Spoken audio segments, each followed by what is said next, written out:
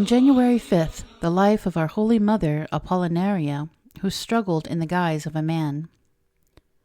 The Eastern Emperor Claudius died when his son Theodosius was only 8 and unable to govern, so the child's uncle and guardian, Honorius, the Western Emperor, appointed as regent the proconsul Anthemus, a wise and pious nobleman.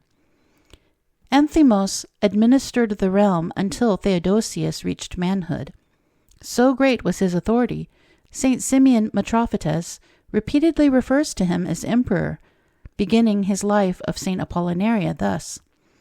In those days the devout Anthemus was emperor.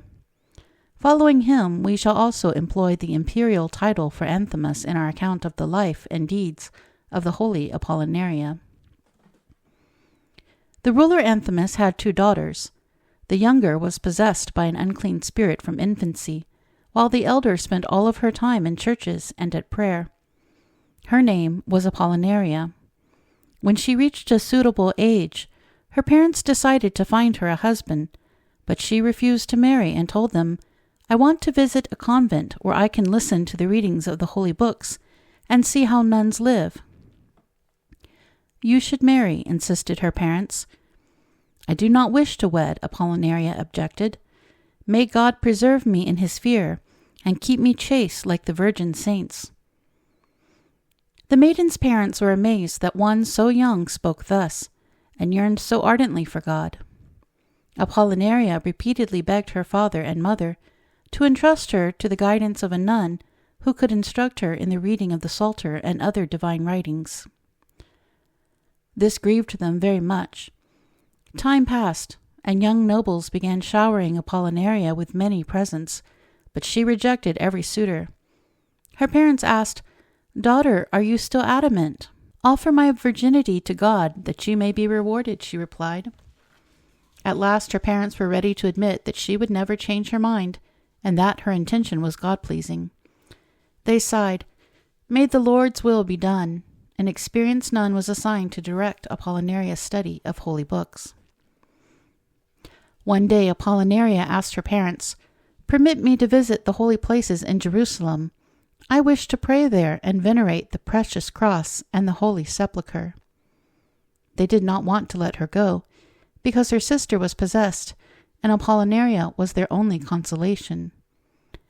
Eventually, though, she wore them out, and they granted permission, assigning her numerous male and female slaves for the journey, and giving her a large quantity of gold and silver. They said, "Go, daughter, and fulfill your resolution. It is evident that God has chosen you as his handmaiden." As Apollinaria boarded her ship, her parents kissed her, saying, "Remember us, O daughter, at the holy places." Apollinaria replied, "You have given me my wish, so may God grant your request and deliver you in the day of tribulation."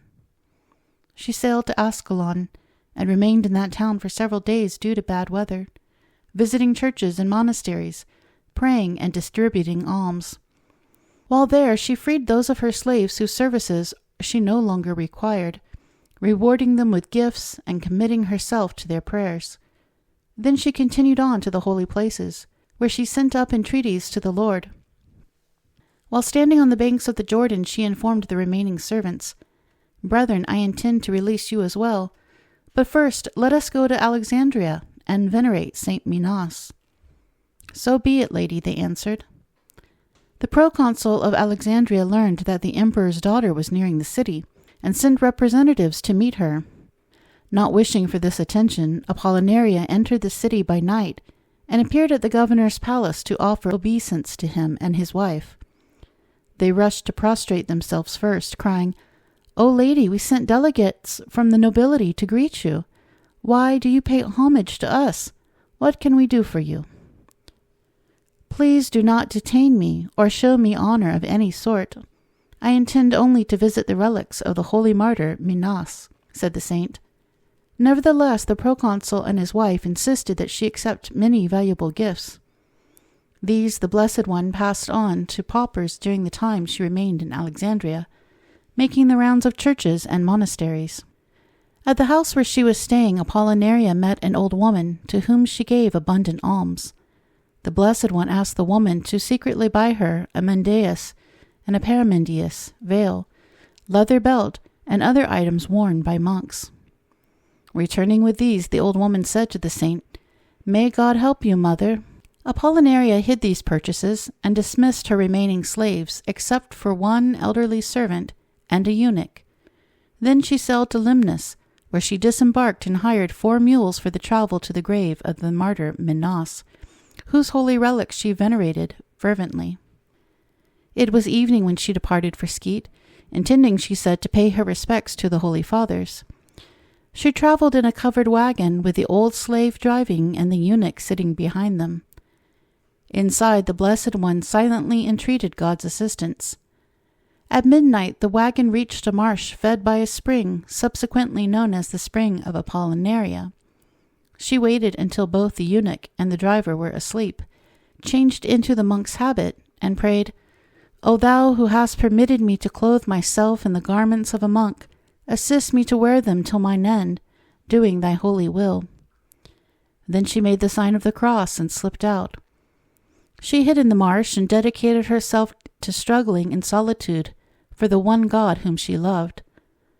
On account of her fervent devotion to him, the Lord sheltered her with his hand, helping her conquer the invisible adversary and providing her dates for food. At dawn, the servants awoke. Not finding their mistress, but only her clothes, they became frightened. They were uncertain when she had left the wagon, where she had gone, or why she had taken off her robes.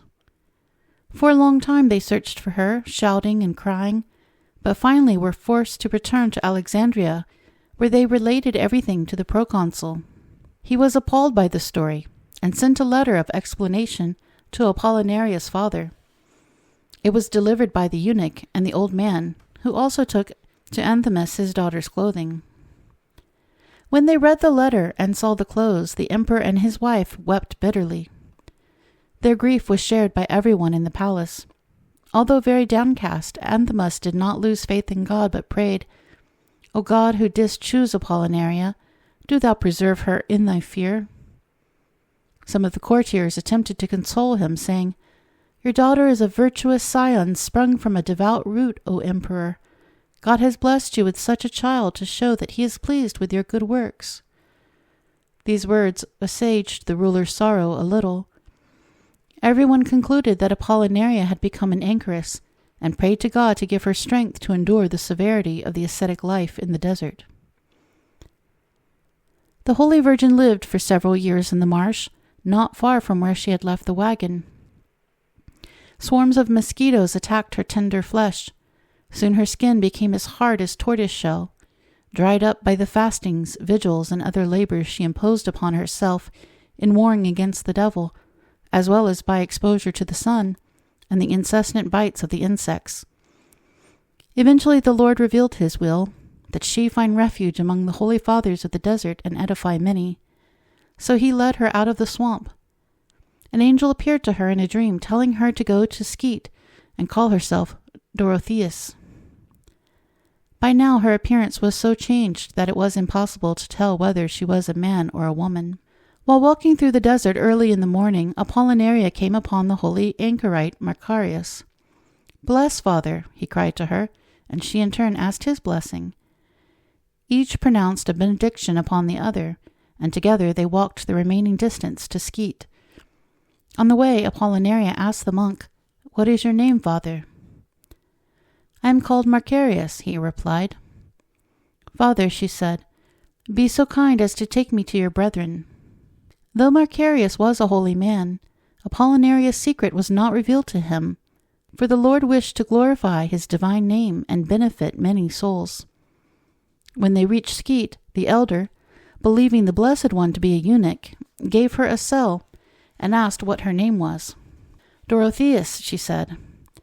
"I have come because it is said that saintly fathers have their abode here. I wish to live with them if I am deemed worthy." "What sort of handiwork do you do, brother?" inquired the elder. "Whatever you command," replied Dorotheus. Macarius showed her how to make rope, and the Holy Virgin began living among men as though she were a man. She was counted as one of the fathers, since God kept her secret unknown to all. In time, she gained wide renown because of her severe asceticism. The Lord granted her grace to heal, and the name of Dorotheus was on everyone's lips. All loved and revered the supposed Dorotheus as a great monk. A long time passed, and the devil that possessed Apollinaria's younger sister began tormenting her more fiercely. It cried, "Unless you take me to the desert, I will never leave you in peace." Because God prevented the devil from saying anything about Apollinaria, it was venting its fury on her sister. It hoped that if the poor girl was taken to Skete, it might somehow reveal the saint's identity and drive her away. The emperor's counselors advised him to send the maiden to the holy fathers of Skete and have them pray for her. Anthimus agreed to this and dispatched a large number of servants to care for his daughter. When they reached Skete, they were met by the holy Macarius, who asked, "Why have you come, children?" "Our pious Emperor Anthimus sent us with his daughter to request that you ask God to heal her," they replied. The elder took the girl and led her to Abba Dorotheus, to whom he explained, "This maiden is the emperor's daughter, and is in need of prayers. Show compassion and heal her, so that you may receive a reward from God." Dorotheus protested, "Who am I, a sinner, to expel demons?" Then falling on her knees, she begged the elder, "Leave me to mourn my innumerable sins, Father. I am weak and inexperienced in such matters." "By the power of God, the other fathers work miracles, and so can you," insisted Macarius. "May the Lord's will be done," Dorotheus murmured. Apollinaria recognized her sister, and, deeply moved, took the unfortunate girl into her cell. Embracing her, she wept, "It is good that you have come, sister." The saint began contesting with the demon, and after she had sent up fervent entreaty for the Lord for several days, the devil began to torture the girl with special ferocity. With tears streaming down her face, the holy Apollinaria lifted her hands and interceded for her sister, and the devil, finally overcome by her prayer, screeched, "Woe is me, I have lost my home." Throwing the girl to the floor, it fled, without having revealed the Blessed One's identity. Apollinaria escorted her sister to the church and presented the maiden to the holy fathers. The saint fell at their feet, but offered no explanation, saying only, "Forgive me, a sinner. I have transgressed much while living among you." The monks summoned the emperor's men, returned the princess completely healed, blessed them, and sent them on their way.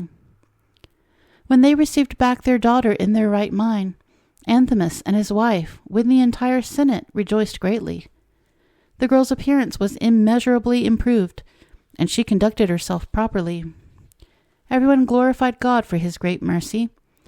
Meanwhile, Apollinaria continued humbling herself before the fathers, and added to her labors as befits a worthy monk. Before long, the wicked spirit devised a plan to bring dishonor upon the emperor and his family, especially the pretended Dorotheus. It again entered the ruler's younger daughter, but without driving her mad. Instead, it gradually swelled her belly, so that everyone thought she was pregnant. Her parents were terribly upset, and insisted that she reveal who had defiled her. She, being chaste of body and soul, could only answer, "I do not know how I came to be in this plight." Such a response did not satisfy her parents, who resorted to blows, whereupon the demon cried through the girl's lips, "The monk at Skete in whose cell I stayed forced himself upon me." The emperor was furious. He sent troops to Skete with orders to devastate it if the monks did not hand over the culprit. Soon the general appeared there with soldiers demanding, "Give me the monk who raped the emperor's daughter. She is carrying his child. Be quick, or we shall put you all to the sword." The fathers were confused and alarmed, but the blessed Dorotheus fearlessly stepped forward and announced, "I am the one you seek. No one else is responsible. Leave the fathers in peace." Certain that Dorotheus could not have committed such a crime, Abba Macarius and the others protested, "Let us go with you." "Father," said Dorotheus, "I ask only that you pray for me. I trust that by your supplications God will soon return me unharmed." The monks escorted the Blessed One into the church, entrusted her to the Lord, and turned her over to the soldiers. When Dorotheus was presented to the emperor, whose anger had meanwhile cooled, she fell prostrate and said, "I beg you, pious ruler, to permit me to provide a full explanation. I did no violence to your daughter, nor sullied her purity in any way." The emperor and the empress took Dorotheus aside, and when they were alone, the holy monk told them, "In the name of God, I only ask one thing. If I am found innocent, let me return to Skete." They agreed and fell silent as the saint continued, "By the prayers of the Holy Fathers I healed your daughter. Now I must reveal a secret, that the name of the Lord may be glorified, and the devil who slanders the innocent be put to shame." And so saying, she bared her breast and announced, "Father, I am your daughter, Apollinaria." For a moment her parents were speechless, but they quickly recognized their child. Apollinaria's sister was then brought in and asked, "Do you know this monk?" "I do," answered the maiden. "By the power of God he healed me. He is a eunuch." And with that the princess fell before Apollinaria and begged her to reduce the size of her belly. The saint told her sister to rise and placed her hand upon the girl's womb. The demon fled at once, and the maiden's stomach contracted.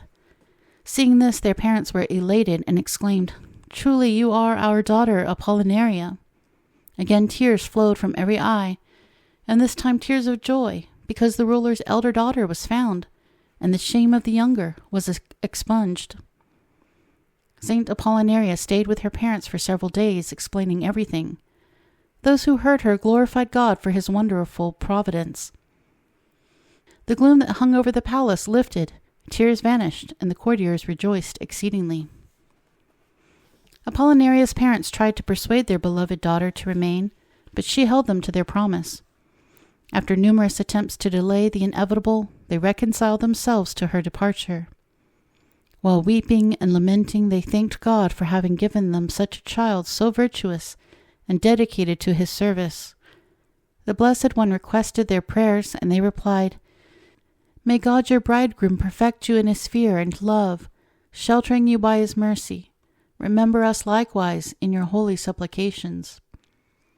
The saint's parents wished to give her a large quantity of gold for the fathers of Skete, but Apollinaria refused it, saying, "The fathers care nothing for money, but seek only heavenly wealth."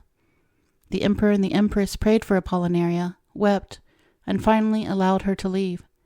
She went on her way glorifying God and rejoicing. The fathers and brethren of Skete were extremely grateful to the Lord that Dorotheus came back unharmed. Her return was the cause for a day-long celebration.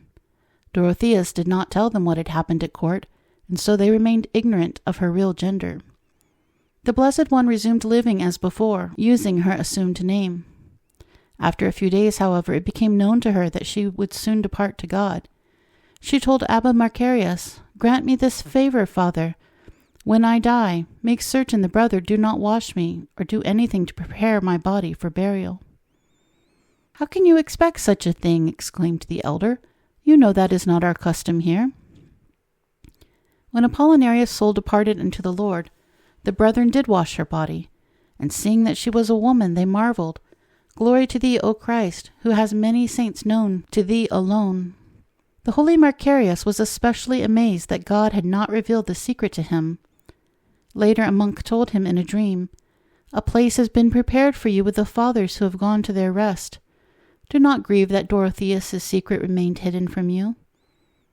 The man also revealed the blessed Apollinarius' true name, and told Macarius the story of her life. The elder awoke, assembled the brethren, and related what he had seen. They were amazed and glorified God, who is wondrous in his saints. After the preparations for Apollinarius' burial were completed, she was laid to rest with due reverence in the tomb prepared for the holy Macarius, on the east side of the church. Many healings occurred there, by the grace of our Lord Jesus Christ, to whom be glory forever. Amen.